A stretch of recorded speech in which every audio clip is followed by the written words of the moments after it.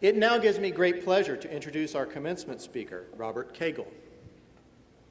Bob is considered by many to be the embodiment of the phrase, "hometown boy does good." He was raised right here in Flint by his mother, who recognized his particular talent for math and science early in his academic career. She convinced her boss at Flint's AC Spark Plug Division to sponsor him as a cooperative education student at Kettering. His years here were highly successful. He was actively involved in a variety of extracurricular activities, including coaching and participating in intramural sports.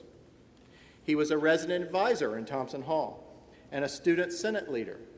His career began as a co-op student for General Motors in 1973. In 1978, he was named a Sobey Scholar and graduated from Kettering with a degree in mechanical engineering and electrical engineering, what we call now the suicide major. What was it called then, Bob?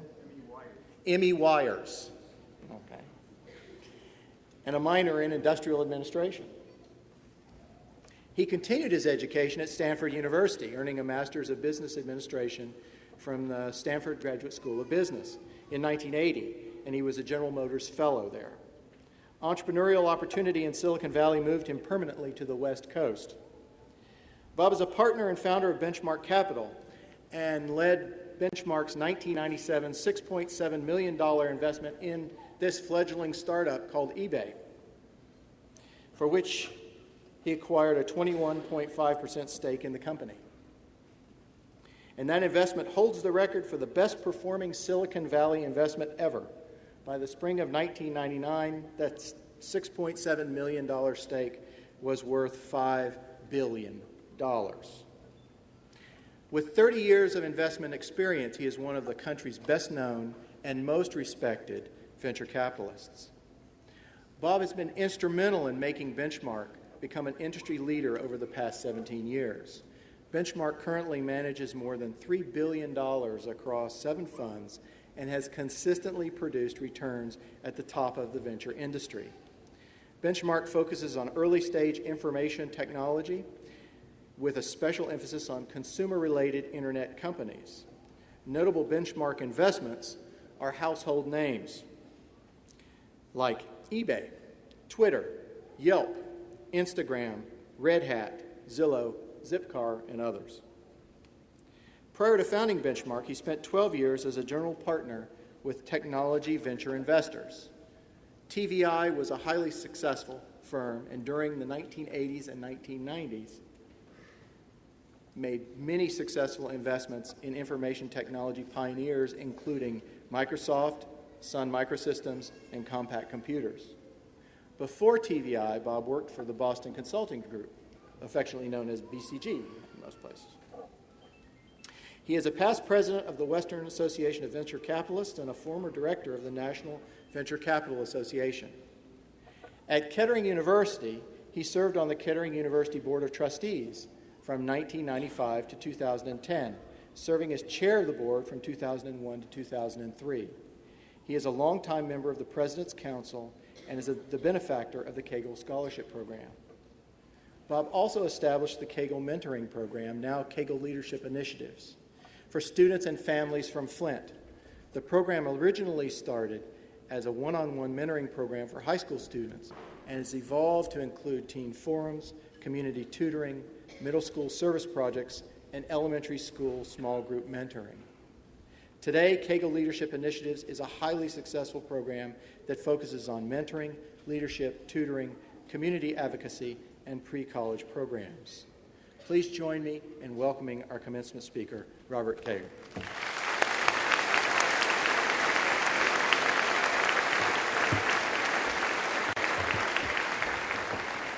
Thank you for those kind words, Bob, and thank you for that very warm introduction and welcome. I really appreciate it very much. President McMahon, Kettering trustees, friends and family, and most importantly, the graduating students of 2012. It's a great honor and privilege, but also a special homecoming for me to address you here today. Because even though I've lived in Silicon Valley for almost 35 years now, Flint is still my home and still feels like my home. I'm happy here. I'm not really sure why exactly, because most of my vivid memories of early childhood here are not particularly happy ones. I was 5 years old when my father left the family with gambling debts and delinquent mortgages. I can recall my mom taking a job and fumbling to try to explain why her shiny new Cadillac and our big brick home in Genesee was really not ours anymore, and that the bank was taking them. Well, that pretty much eliminated banking as a career option for me. We moved to a tiny one-bath house in the north end of Flint, which was a pretty tough place even back then. I remember having 3 bikes stolen and never once making it home with my Halloween candy. Life was more tricks than treats for me then, and as I look back at my school photos, I always see that there's this funny little crooked half smile on my face. When I was in 5th grade, my mom's plant went on strike and money was a little tight. That summer, we ate mostly tomato sandwiches or onion sandwiches from our backyard garden. My mom actually refused the processed cheese offered to the strikers because, as she would say, you couldn't melt that stuff with a blowtorch, which I actually tried one time. And she was right. It just sort of turned black and bubbled up. That stuff could have easily doubled as fire retardant. But to this day, a good Michigan beefsteak tomato sandwich is one of my very favorite foods. Hold the cheese. Pride and self-determination were real gifts from my mom. I always tell people, though, that my biggest break was getting into Kettering, and it clearly was. I graduated from a small high school, second in my class across town, but sponsorships were required back then, and getting one was tough duty. I was turned down first by Buick, then by Fisher Body, and finally by what I considered was my ace in the hole, AC Spark Plug. AC was where my mom worked. When AC rejected me, I was devastated. And I needed to work my way through school, so co-op was an absolute godsend for me. I had only applied to Kettering, actually. And so in my mind, I had no options. Mom was upset. She piled all my report cards, merit badges, and dog-eared science fair certificates into a shoebox and marched into that factory unprepared to take no for an answer. And thankfully, she didn't. As one of my dear friends, Murray Weichel, who surprised me and joined me today, says, when you come to a door, open it. Doors can be portals as well as barriers, and if you don't twist the knob, you'll never know which they really are. My mom broke the door down. Kettering was perfect for me. I was blown away by the caliber of academics and the breadth of activities. I was busy nonstop and able to learn a lot about myself, in particular through the trials and tribulations of the work sections. One especially stands out in my mind. It was my first assignment as a supervisor, and I had a department of 27 mostly middle-aged women who were soldering wires onto cruise levers. After a couple days of work, I was struck by how each and every woman produced exactly 325 pieces per shift. What an amazing coincidence. Well, that produced 87% efficiency rating for the department, and 87% felt like a B+. I wanted the A. My supervisor told me there was nothing I could do to provide any pay incentives. So I chatted up the ladies, told them how cute the photos of each of their daughters were, and I asked them if there was any way we might shoot for that A. Well, they looked at me the way any 45-year-old would look at a 19-year-old supervisor, with a knowing smile, tight lips, and a look that said, "In your dreams, Romeo." Doris, one of my favorites, finally offered something. Well, we could have a potluck and play cards on Friday afternoon. Brilliant, I thought. Done. That week, production rose to almost 400 pieces, and we had one of the nicest Friday afternoons that plant had ever seen. Unfortunately, on Monday, I was called in and told we could never do that again. That it was simply against policy, and that was that. I think it was exactly then that I began thinking about a career with fewer policies. When I was admitted to Stanford, the folks at AC tried to persuade me to stay in Flint, get my MBA locally at night, and get a jump start on my career. Sounded good. I was lucky, though, because like thousands of students, many of whom are likely to be right here with us in the room today, I just happened to be the very favorite student of Professor Bell. Now,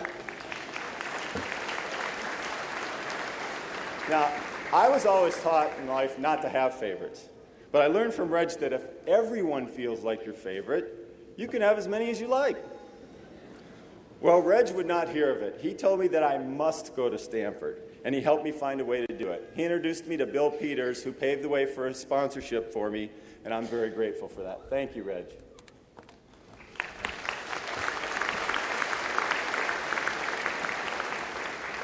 Kettering had prepared me well for graduate school, and Stanford was a wonderful time for me, filled with fresh perspectives and new possibilities, and I loved it. Besides, I could play basketball outside in February with my shirt off, without a blowtorch. When it came time to return, I was conflicted because GM had paid my way and I felt deeply obligated, but Silicon Valley had opened my eyes and was winning my heart. That's when I was given a true gift. I was in my final interview at Packard Electric with the president, Jim Reinhardt, when he asked about my experience in California. After hearing my enthusiasm, Jim said, "Why don't you just try California for a while? You can always come back." It was a genuine act of kindness. At that critical time, choosing opportunity over obligation and getting Jim's blessing were pivotal for me. I'm very grateful for that. I'm often asked about my own path to venture capital, and I always need to sheepishly admit that I just kind of stumbled into it, actually. I was leaving consulting and looking for a marketing job when a friend asked if I'd ever considered venture capital.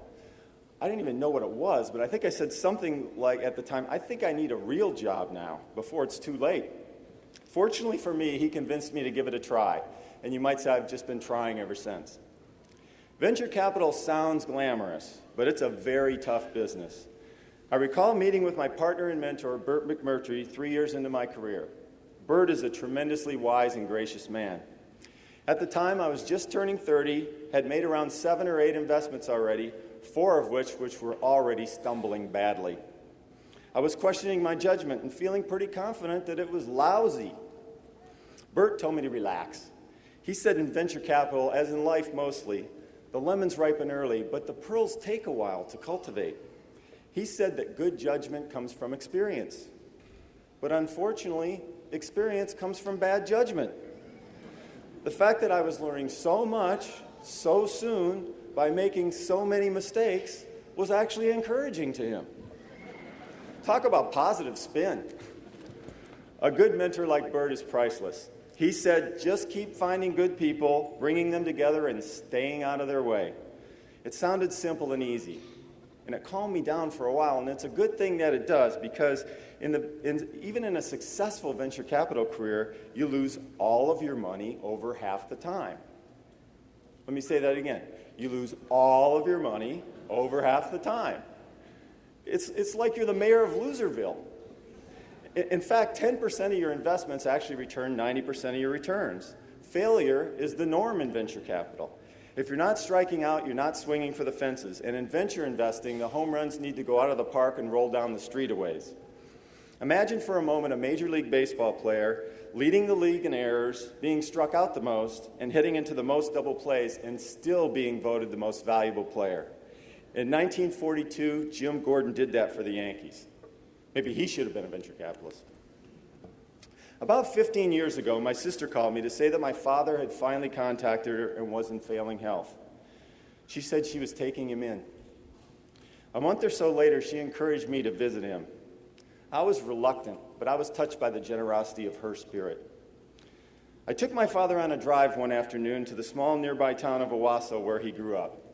He showed me his favorite fishing hole and the farm where he milked the cows before school every morning. And finally, after several hours, I summoned the courage to ask him, why? Why he left us?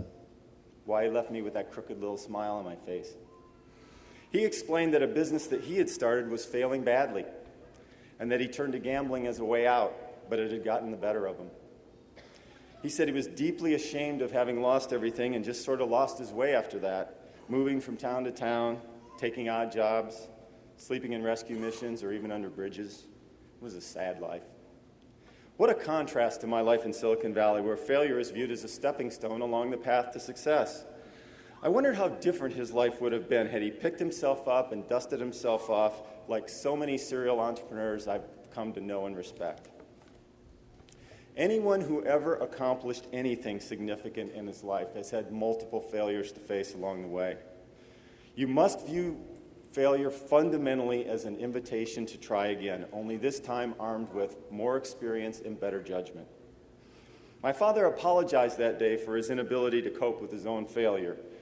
I forgave him and am grateful that I did. I learned a lot that afternoon. Forgiveness is a very powerful thing. Another powerful lesson that I learned came from my eBay experience. It was 1997 and Pierre Omidyar was pitching it to Benchmark. It was a simple black and white site design which called itself Auction Web on one page and eBay on the next. It was also painfully slow, and it literally crashed every other page load. So it had all that going for it. Also, Pierre was super excited about this broken laser pointer that he had sold on the site. He explained that someone bought it because he was so forthcoming and honest about its poor condition. He said that was really cool because one man's trash is another man's treasure. Well, at this point in time, I'm thinking, geez, is it that late already? But I did do a quick search for something that I collect, antique fish decoys from Michigan. I was surprised to see several appear, including one by Bud Stewart, a master carver from none other than Flint, Michigan, and I was hooked. I decided to visit the company, and upon arriving, I literally could not get through the door because there were several bags of mail that had just been delivered. Pierre explained how this was a tiny, tiny fraction of the transactions that were taking place, and that there were 50 times this much that were being sent back and forth in cash and checks between strangers based on trust. People are basically good, Pierre explained. If you trust them, they will be trustworthy. It was profound and captured the essence of the early eBay community. eBay literally would have never gotten off the ground without that basic leap of faith and confidence in humanity. It was a lesson in the power of trust. Now, many people my age agree that true satisfaction and happiness in life can only really come through the service that we give to others. The determination of my mom, the open door of Professor Bell, the compassion of Jim Reinhardt, the wisdom of Burt McMurtry, and the humanity of Pierre Omidyar. These were all gifts of service to me. And for all those and many more, and particularly for my partner's support and the love of my family, many of whom are with me here today, I am blessed and truly grateful. Working with entrepreneurs has been one of the most exciting and rewarding careers that I could have ever imagined, mostly because entrepreneurs really believe they can change the world and make it a better place. And some of them actually do. It's as exhilarating as it is exasperating and as heady as it is humbling, but it's never been boring or easy. And I'm grateful for that. But as satisfying as early stage investing is, the joys of actually being an entrepreneur are even greater. When we founded Benchmark in 1995, it was finally our turn to start a company. There must have been 200 venture capital firms on Sand Hill Road alone back then, and everyone we talked to told us there was plenty of venture capital around. Yet we felt we had something different to offer. Most VCs at the time saw themselves at the top of the food chain. They had the money. They were the movers and shakers. They were the gurus and the visionaries. Many even felt that the entrepreneurs actually worked for them. Instead, we felt it should be considered a privilege to invest in someone else's dream. To us, it wasn't about the money at all, but rather about what we could do to help. In our minds, we could make more of a difference if we actually worked for them. We would be the stagehands, and they would be the stars. It sounds pretty simple, and it was. There's no doubt in my mind that the reputation that we built and the success we've enjoyed at Benchmark are mostly due to that attitude, along with a little luck, too. New businesses are vital to our economy and our nation. Virtually all the net jobs created in this country the past 2 decades have been by companies with fewer than 25 employees, and the world needs people just like you to start them. And since you are graduating and may need a job, you might just consider creating your own, and maybe a few more along the way. That's part of the joy and satisfaction of building a business. You don't need to be in Silicon Valley. I currently serve on 7 boards, 4 of which are outside the state of California. Places like New York City, Austin, Texas, even Chicago have been producing great companies over the past few years. It's actually fascinating to me that a century ago, Flint was Silicon Valley. There were nearly 100 carriage companies at one point within a few miles of where we stand today. Boss Kettering himself was a very successful entrepreneur. So it's in our DNA around here. There's no good reason that it can't be re-expressed. And it's encouraging to see new initiatives like TechWorks at Kettering. And I even hear that there's a social media startup called Lava in the works here. That's exciting. The fact is, there has never been a better time to start a business. With the internet today, many companies are started with thimbles of capital and bootstrapped to success. Facebook, which now has a value over $50 billion, at least as of yesterday, was started with only $18,000. And by someone I might point out, with fewer qualifications than each and every one of you who are graduating today have. Now, I'm often asked what makes a successful entrepreneur, and I've come to appreciate they're in all shapes, sizes, and flavors, but I do see a few common characteristics. First, a big heart. Entrepreneurs care deeply and passionately about the cause, about the customers, and about the company. They endure and they persevere. Second, big ears. Successful entrepreneurs listen to the marketplace. They adapt and refine. Most companies change their spots several times along the way to success. They balance focus with flexibility. And third, a big tent. Entrepreneurs understand that it takes a team to build something important. They share the credit and nurture a strong culture. They lead and delegate. They inspire and they serve. Perhaps the greatest entrepreneur of our time, Steve Jobs, once said, "I want to put a ding in the universe." Now, his competitors might argue it's been a little more like a 9-car pileup, but along the way, Steve changed the world for the better in a profound way that's touched many of our lives here today. And whether or not any of you choose to be an entrepreneur, and I hope many of you do, my advice to you all here is the same. To be who you are and chart your own course in life. To face challenge and failure with courage and grace. To surround yourself with the very best people. Trust them and forgive them easily. And finally, to serve others with humility. If you do these things, the rest will come easily. And someday you'll look back and realize you made your own ding in the universe. And you'll have much, much to be grateful for. Thank you and congratulations.